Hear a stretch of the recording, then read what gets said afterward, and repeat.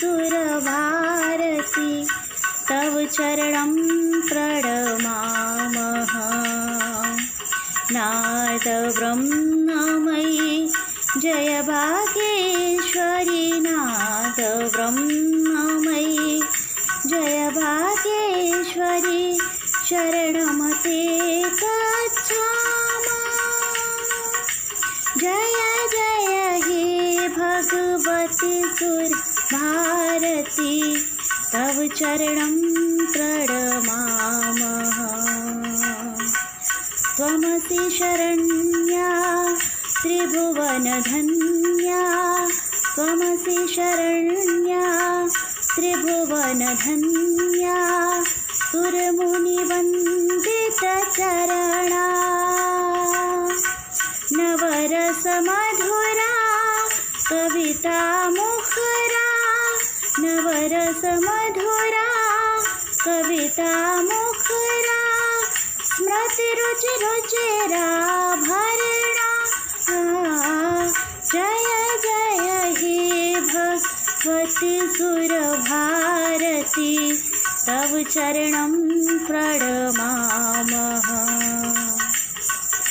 आसीना भव मानसहंसे, आसीना भव मानसहंसे, कुन्दतुहिन शशिधवले। हर जड़तां करो बुद्धिविकासं, सिद्धपङ्कजतनु विमले। जय जय हे भगवती सुरभारती तव चरणं प्रणमामः, तव चरणं प्रणमामः। सुप्रभात प्यारे बच्चों, मैं लेकर आई हूँ थॉट ऑफ द डे। आज का सुविचार, सबसे बुद्धिमान व्यक्ति के लिए अभी भी कुछ सीखना बाकी होता है। The wisest mind has something yet to learn. प्यारे बच्चों, बुद्धिमान व्यक्ति हर समय कुछ न कुछ सीखने का प्रयास करता है, चाहे वह किसी व्यक्ति से हो या किसी स्थान से हो। वह सदैव सीखने के लिए तत्पर रहता है और हमेशा सीखता है।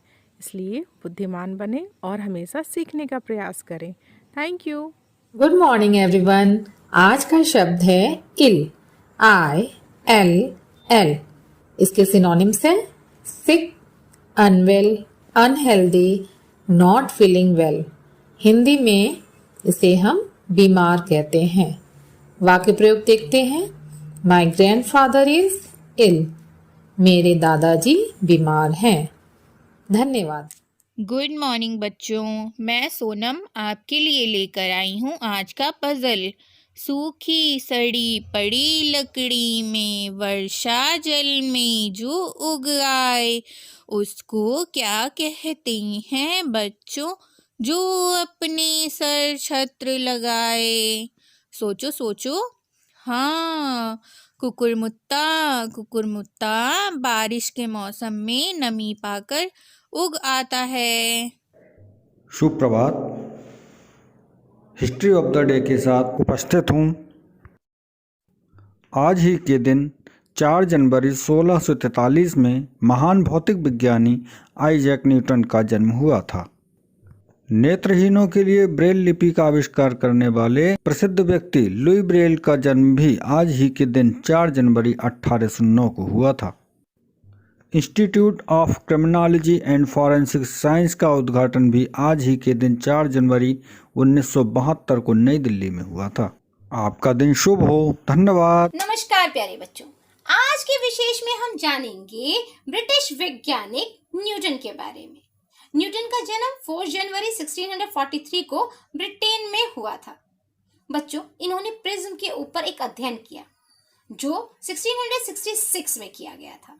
उन्होंने बताया अपवर्तन के कारण प्रिज्म में से कई प्रकार के रंग निकलते हैं और ये सबसे ज्यादा प्रसिद्ध हुए अपने गुरुत्वाकर्षण सिद्धांत के लिए। जैसा कि लोग मानते हैं कि एक दिन यह बगीचे में बैठे हुए थे और इनके सामने पेड़ पर से एक सेब नीचे की तरफ गिरा। इन्होंने यही सोचा कि सेब नीचे क्यों गिरा, आखिर यह ऊपर क्यों नहीं गया। न्यूटन द्वारा की गई खोज और आविष्कार हमारे लिए बहुत महत्वपूर्ण हो गए। इनकी देन थी कि आज हम law of gravity, law of motion और प्रिज्म के बारे में अच्छे से जानते हैं। धन्यवाद। नमस्कार, मिशन अभ्युदय प्रार्थना सभा के अंतर्गत क्विज ऑफ द डे में आइए जानते हैं आज कृषि विधियों के नाम। फलों का उत्पादन पोमो कल्चर के नाम से जाना जाता है। सब्जियों की खेती ओलेरी कल्चर के नाम से जानी जाती है। बागवानी हार्टिकल्चर के नाम से जानी जाती है। धन्यवाद। नमस्कार बच्चों, आज मैं आपके लाई हूँ कविता जिसका नाम है नन्ही चिड़िया। तो फिर गाओ मेरे साथ। नन्ही चिड़िया रानी सच्ची बात बता दे, आसमां में रास्ते तुम ढूंढती कैसे।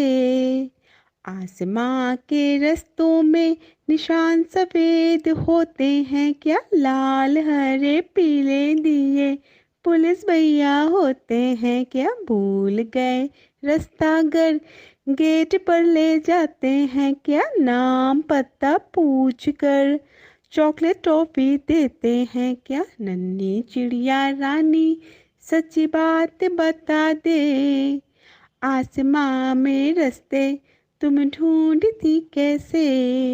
धन्यवाद। नमस्कार, आज की हमारी कहानी का शीर्षक है एक रोटी। 3 व्यक्ति एक सिद्ध गुरु से दीक्षा प्राप्त कर वापस लौट रहे थे। गुरुजी ने उन्हें आध्यात्मिक ज्ञान के साथ साथ व्यवहारिक होने की भी सीख दी थी। बहुत समय चलने के बाद वे एक जगह रुके और खाने की पोटली खोली, पर दुर्भाग्यवश उसमें एक ही रोटी बची थी। तीनों ने सोचा कि इसे बांटकर खाने से किसी की भूख नहीं मिटेगी, अच्छा होगा कि कोई एक ही इसे खा ले। पर वो एक व्यक्ति कौन हो ये कैसे पता चले? क्योंकि वे आध्यात्मिक अनुभव कर लौट रहे थे, इसलिए तीनों ने तय किया कि इसका निर्णय वे भगवान पर छोड़ देंगे। भगवान ही कुछ ऐसा इशारा करेंगे कि समझ में आ जाएगा कि रोटी किसे खानी चाहिए। और ऐसा सोचकर वे तीनों लेट गए। थके होने के कारण जल्द ही सबकी आंख लग गई। जब अगली सुबह वे उठे तो पहले व्यक्ति ने कहा, कल रात मेरे सपने में एक देवदूत आए। वे मुझे स्वर्ग की सैर पर ले गए। मैंने हर जगह देखी और जब मैं भ्रमण के अंतिम चरण में था तो सफेद वस्त्र पहने एक महात्मा ने मुझसे कहा, पुत्र ये रोटी लो, इसे प्रसाद समझो और अपनी भूख मिटाओ। पहले व्यक्ति ने अपनी बात खत्म ही की थी कि दूसरा व्यक्ति बोला, कितनी अजीब बात है, मैंने भी बिल्कुल ऐसे ही सपना देखा था और अंत में एक महात्मा ने मुझे स्पष्ट निर्देश दिए कि मैंने जीवन भर लोगों का भला किया है, इसलिए रोटी पर मेरा ही हक बनता है। उन दोनों की बातें सुनने पर भी तीसरा व्यक्ति चुपचाप बैठा था। तुमने क्या सपना देखा? पहले व्यक्ति ने पूछा। मेरे सपने में कुछ भी नहीं था, मैं कहीं नहीं गया और ना ही मुझे कोई महात्मा दिखे। लेकिन रात में जब एक बार मेरी नींद टूटी तो मैंने उठकर रोटी खा ली। अरे तुमने ये क्या किया? ऐसा करने से पहले तुमने हमें बताया क्यों नहीं? बाकी दोनों ने गुस्से से पूछा। कैसे बताता? तुम दोनों अपने अपने सपनों में इतनी दूर चले गए थे। तीसरे व्यक्ति ने कहा, और कल ही तो गुरुजी ने हमें बताया था कि आध्यात्मिक ज्ञान के साथ साथ व्यवहारिक ज्ञान का महत्व समझना चाहिए। मेरे मामले में भगवान ने जल्द ही मुझे संकेत दे दिया कि भूखा मरने से अच्छा है रोटी खा ली जाए, और मैंने वही किया। नमस्ते, मैं प्रेम वर्मा। आज मोटिवेट योरसेल्फ का विषय है कर्मयोगी। किसी भी क्षेत्र में विशिष्ट कार्य करके अपनी अलग पहचान बनाने वाले विरले ही होते हैं। सही मायनों में कर्मयोगी कहना उन्हें ही सार्थक होगा जिनके कार्यों के पीछे उनका निहित स्वार्थ नहीं बल्कि उनका उद्देश्य होता है, और जो दूसरों के हित की सोचते हैं उनका हित स्वतः ही हो जाता है। अगर आपको लगता है कि आपके आसपास कुछ गलत हो रहा है या जो हो रहा है उससे बेहतर हो सकता है, तो आप इसे इग्नोर ना करें। अपने स्तर से उसे बेहतर बनाने का भरसक प्रयास करें। परिणाम कुछ भी हो, आप भगीरथ ना सही जुगनू तो बन ही सकते हैं। धन्यवाद। आपका दिन शुभ हो। सभी साथियों को संजीव शर्मा का प्रणाम। आप देख रहे हैं प्रेरणा सूची से जुड़े हुए लर्निंग आउटकम से जुड़ा कार्यक्रम, जिसमें प्रतिदिन हम किसी एक लर्निंग आउटकम को लेकर ERAC गतिविधि का निर्धारण करते हैं। आज हम बात करने वाले हैं कक्षा 5 के हिंदी विषय के एलो कोड H504 के बारे में, जिसका विषय है मौखिक अभिव्यक्ति और सृजनात्मकता। अर्थात इस एलो कोड में कहा गया है कि छात्र मौखिक रूप से अपने विचारों को अभिव्यक्त करते हुए सृजनशीलता की पेशकश करता है। आइए देखते हैं इस गतिविधि को कराने के लिए हम किस प्रकार की गतिविधि इस लर्निंग आउटकम के लिए कर सकते हैं। यहाँ दी गई गतिविधि एक उदाहरण मात्र है। शिक्षक ऐसी ही गतिविधियाँ अपने शिक्षण योजनाओं के लिए करा सकते हैं। आज की गतिविधि को कराने के लिए सबसे पहले आप कक्षा के सभी छात्रों को 4-4, 5-5 के छोटे छोटे समूह में बिठा लें। इन समूहों को अलग अलग बिठा के रखें और प्रत्येक समूह में कुछ समूहों में चित्र और कुछ समूहों में अलग अलग कहानी लिखी हुई दे दें। यह कहानी इस प्रकार से लिखी हुई हो कि कहानी का केवल एक पैरा लिखा गया हो, यानी अधूरी कहानी हो। अब छात्रों को निर्देश दें। जिन समूहों को चित्र दिया गया है वे चित्र देखकर कम से कम एक पेज में उस चित्र के विषय में लिखें, और जिन समूह में कहानी लिखी हुई दी गई है वे उस कहानी को पढ़ें और पढ़ने के बाद अपने अनुसार सोचते हुए उस कहानी को पूरा करें। अर्थात आपकी नज़र में वह कहानी किस प्रकार से होनी चाहिए थी, इसे लिख लें। अब इसके बाद प्रत्येक समूह को अपनी प्रस्तुति का अवसर अवश्य दें।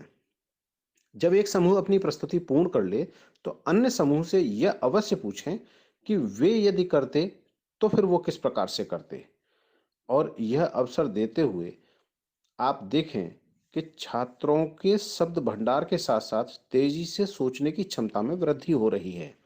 और इस प्रकार के क्रियाकलाप का आयोजन कराने से छात्रों की कल्पनाशीलता और सृजनात्मकता में वृद्धि हो रही है। यह प्रस्तुति इस प्रकार से होनी चाहिए कि प्रत्येक छात्र को किसी न किसी तरह से सहभागिता का अवसर मिल सके। जब छात्र अपनी प्रस्तुति दे रहे हों तो उनका उत्साहवर्धन करते हुए निश्चित रूप से जो भी कहानी वे प्रस्तुत कर रहे हैं उसमें अपनी चीज़ों को अवश्य जोड़ते हुए प्रस्तुत करें और उन्हें शाबाशी दें अपनी प्रस्तुति के लिए। इससे वे प्रेरित होंगे और बेहतर कहानियाँ आपके समक्ष दे पाएंगे। ध्यान रहे कि आपकी सक्रिय भागीदारी ही छात्रों की भागीदारी को तय करती है। छात्रों को लगना चाहिए कि आप उनके साथ पूरी तरह से जुड़े हुए हैं। तो इस प्रकार से इस लर्निंग आउटकम में कल्पनाशीलता और सृजनात्मकता को बढ़ाने के लिए आप इस प्रकार की गतिविधि करा सकते हैं। तो कराते रहें गतिविधि और हासिल करें प्रेरणा लक्ष्यों को। हम बनाएंगे प्रेरक प्रदेश उत्तर प्रदेश। जय हिंद, जय शिक्षा।